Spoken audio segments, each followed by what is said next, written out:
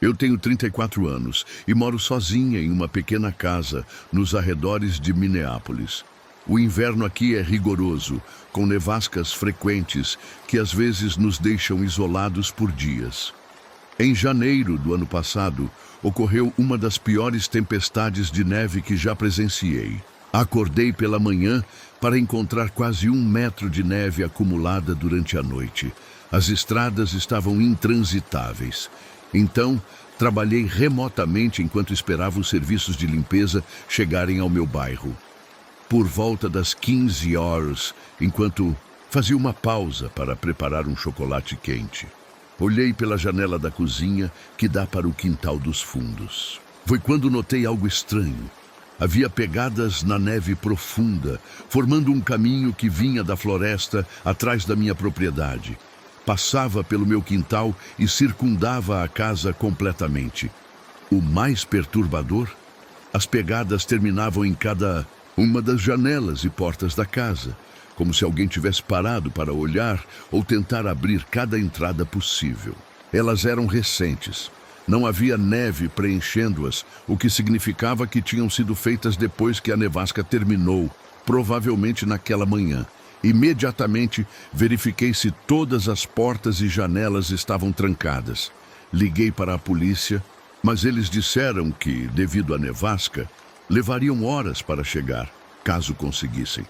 Sugeriram que eu ficasse alerta e ligasse de volta se visse alguém. Comecei a observar pela janela, tentando ver se conseguia localizar quem havia feito aquelas pegadas. A neve havia parado de cair e a visibilidade era boa. Foi quando notei. Não havia pegadas saindo da propriedade. Quem quer que tivesse circulado minha casa ainda estava por perto. O sol começou a se pôr e a ansiedade aumentou. Resolvi verificar. Novamente o quintal dos fundos e quase tive um ataque cardíaco. Havia novas pegadas saindo da floresta, um novo conjunto diferente do primeiro. 2 pessoas estavam rondando minha casa. Desliguei todas as luzes e me escondi no armário do meu quarto com meu celular e uma faca de cozinha. Cerca de 20 minutos depois, ouvi nitidamente o som de alguém tentando abrir a janela da sala. O barulho continuou por alguns minutos, então parou. Depois, ouvi passos na varanda dos fundos e o som de alguém testando a porta da cozinha. Permaneci em silêncio absoluto, mal respirando. Depois de quase 1 hora, ouvi um carro dando partida à distância. Espiei pela janela do quarto e vi um veículo antigo saindo pela estrada que leva à floresta, seus faróis iluminando a neve. A polícia finalmente chegou na manhã seguinte. Encontraram marcas de ferramentas em 2 janelas e na porta dos fundos tentativas claras de arrombamento. Pelas pegadas, estimaram que eram 2 homens adultos. 1 semana depois, a polícia prendeu 2 indivíduos responsáveis por uma série de assaltos a casas isoladas durante tempestades de neve. Instalei um sistema de segurança completo na semana seguinte, com câmeras e sensores de movimento externos. Ainda moro na mesma casa, mas nunca mais consigo dormir tranquilamente durante uma nevasca.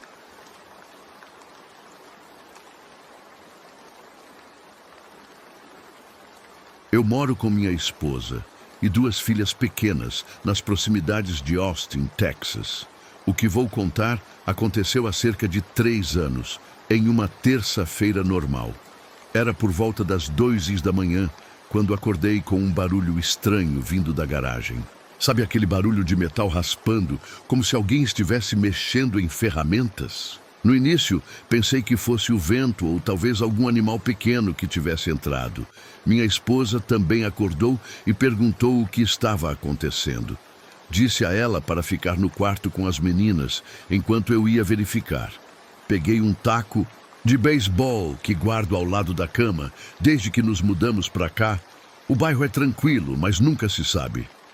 Desci as escadas lentamente, tentando não fazer barulho. A porta que liga a cozinha à garagem estava entreaberta, o que me deixou imediatamente alerta, porque sempre verifico se está trancada antes de dormir. Quando me aproximei, ouvi claramente o som de gavetas sendo abertas. Meu coração começou a bater tão forte que achei que qualquer pessoa poderia ouvir. Quando cheguei à porta, respirei fundo e olhei pela fresta. Foi quando vi.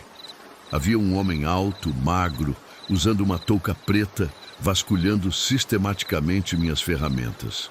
O pior não era que ele estava roubando. Ele estava separando ferramentas, que poderiam ser usadas como armas. Havia uma chave de fenda grande, uma marreta pequena e uma faca de caça que uso em acampamentos, todas alinhadas na bancada. Percebi então que ele não estava ali para roubar ferramentas. Ele estava planejando entrar na casa. Recuei silenciosamente e corri para o telefone da cozinha. Chamei a polícia e sussurrei nossa situação. Enquanto falava, ouvi a maçaneta da porta da garagem girando lentamente. Larguei o telefone e corri para trancar a porta, conseguindo fazê-lo segundos antes que ele tentasse entrar. Houve um momento de silêncio. Então, ele começou a forçar a porta violentamente. Gritei que a polícia estava a caminho. As crianças começaram a chorar lá em cima, o que parece ter assustado o invasor, porque logo depois ouvi o barulho da porta externa da garagem sendo aberta às pressas. A polícia chegou cerca de 4 minutos depois, mas ele já havia fugido. Encontraram marcas de ferramentas na janela da sala que dava para os fundos. Aparentemente ele havia tentado entrar por ali primeiro, mas não conseguiu e decidiu tentar pela garagem. Descobrimos depois que 3 outras casas na região haviam sido invadidas nas semanas anteriores, todas com o mesmo método. Em um dos casos, o invasor conseguiu entrar e atacou o morador, que precisou de hospitalização. Instalamos um sistema de segurança completo na semana seguinte. E ainda assim, por meses, não consegui dormir direito, sempre acordando ao menor barulho.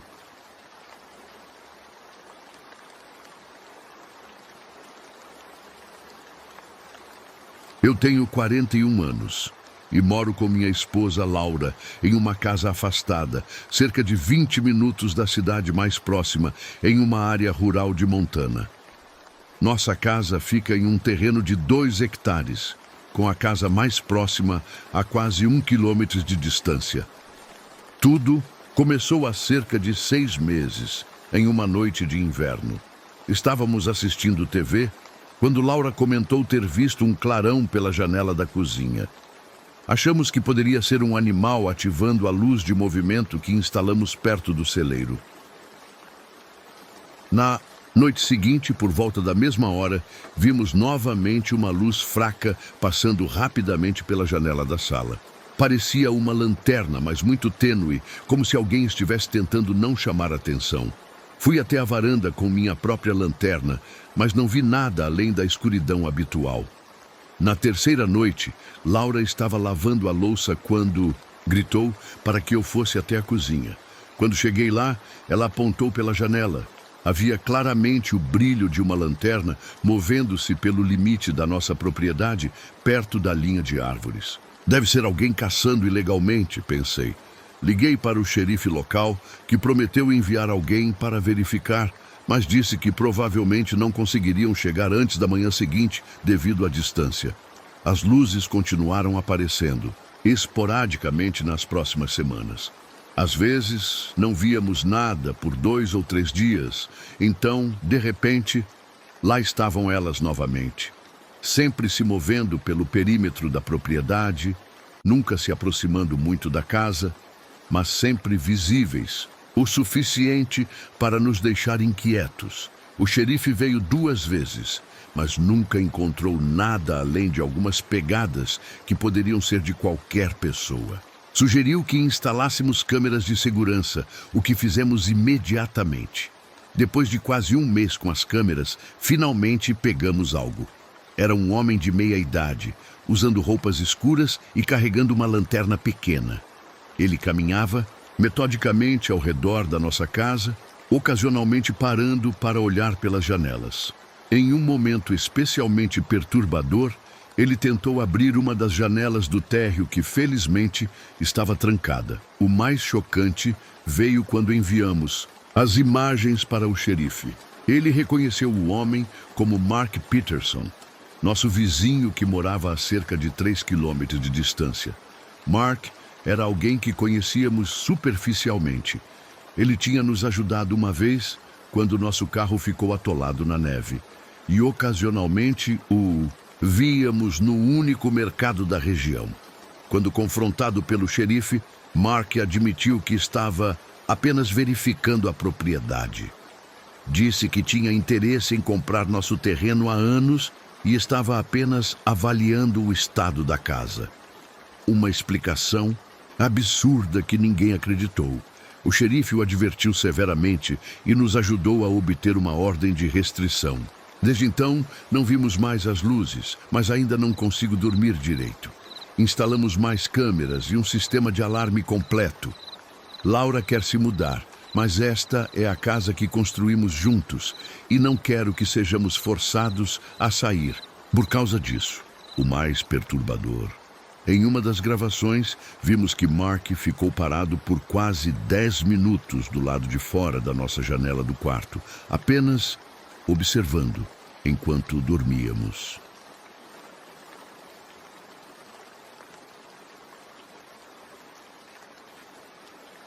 Se você gostou desses relatos, não se esqueça de se inscrever e deixar sua opinião nos comentários. O que você faria no lugar dessas pessoas? Qual dos relatos mais te deu medo?